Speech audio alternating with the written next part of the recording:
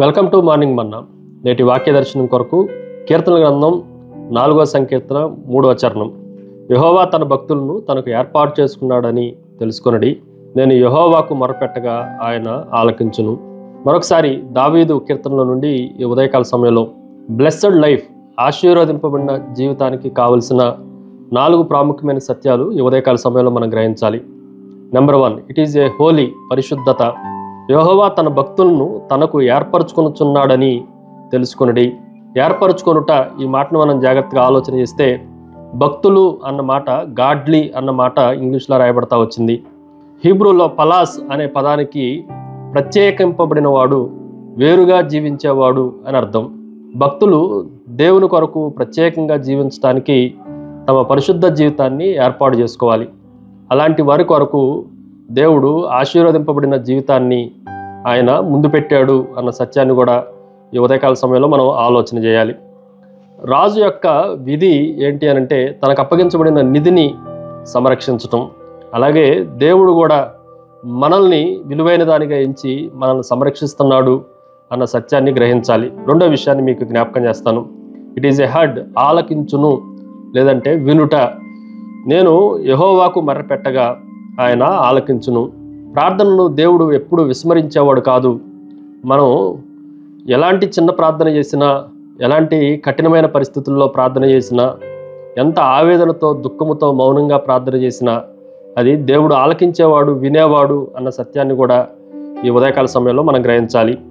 దావీదు నమ్మకం తన సొంత శక్తిపై కాదు, కానీ దేవుడు వింటున్నాడు, నాకు సమాధానాన్ని అనుగ్రహిస్తాడు అన్న దానిపైనే ఎక్కువ ఆధారపడిన జీవితాన్ని దావీదు కలిగి ఉన్నాడు.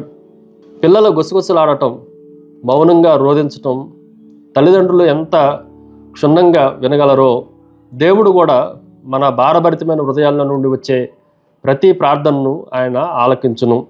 మూడో విషయాన్ని మీకు జ్ఞాపకం చేస్తాను. ఇట్ ఈజ్ ఎ హెల్డ్, పట్టుకొనుట. తన భక్తులను తనకు ఏర్పరచుకొనుచున్నాడని ఈ మాటను మనం జాగ్రత్తగా ఆలోచన చేస్తే దేవుని ప్రజలందరూ దేవుని సంరక్షణలో ఉన్నారు అన్న సత్యాన్ని గ్రహించాలి. ఆయన తనకు ఏర్పాటు చేసుకున్నాడు, తనకు జనులుగా ఏర్పాటు చేసుకున్నాడు. అది ఆయన సొంత యజమానం కింద, ఆయన సొంత సంరక్షణలో మనం అందరం ఉన్నాము. మనకి మాస్టర్ ఆయనే, వానర్ ఆయనే అన్న సత్యాన్ని మనం గ్రహించాలి.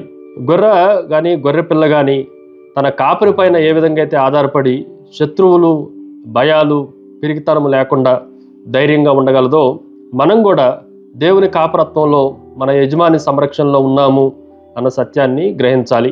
ఫైనల్లీ 4వది, ఇట్ ఈజ్ ఏ హంబుల్, వినయము. తన భక్తులను అన్న మాటను మనం జాగ్రత్తగా ఆలోచన చేస్తే దైవభక్తి, చాజిద్ అన్న మాట హీబ్రూలో రాయబడతా ఉంది. దానికి అర్థం ఏంటి అని అంటే లోబడేవాడు, తగ్గిపోయినవాడు, తగ్గించుకునేవాడు అని అర్థం. చాలా సందర్భాల్లో వంగిపోయిన కొమ్మకి దృఢంగా ఉన్న కొమ్మ కన్నా కూడా ఎక్కువ సూర్యరశ్మి, ఎక్కువ వనరులు అందుతాయి. అలాగే ఎవరైతే విధేయత చూపిస్తారో వారికి దేవుడు, హంబుల్నెస్ ఉన్న వారికి దేవుడు ఆశీర్వాదాలు ఎక్కువగా కుమ్మరిస్తాడు అన్న సత్యాన్ని కూడా మనం గ్రహించాలి. ప్రార్థన. సకల ఆశీర్వాదములకు కారణభూతుడు తండ్రి, మరొకసారి మీరు మమ్మల్ని ఏర్పాటు చేసుకొని నీ కుమారులుగా, నీ కుమార్తెలుగా మమ్మల్ని అంగీకరించి మాకు కావలసిన వాటిలన్నిటినీ మీరు ఏర్పాటు చేసినందుకై, సమకూరుస్తున్నందుకై మిమ్మల్ని స్తుతిస్తూ, ఆరాధిస్తూ, గణపరుస్తూ యేసుక్రీస్తు శక్తి కలిగిన నామమున అడిగి వేడుకొంచున్నాం తండ్రి. ఆమెన్. God bless you.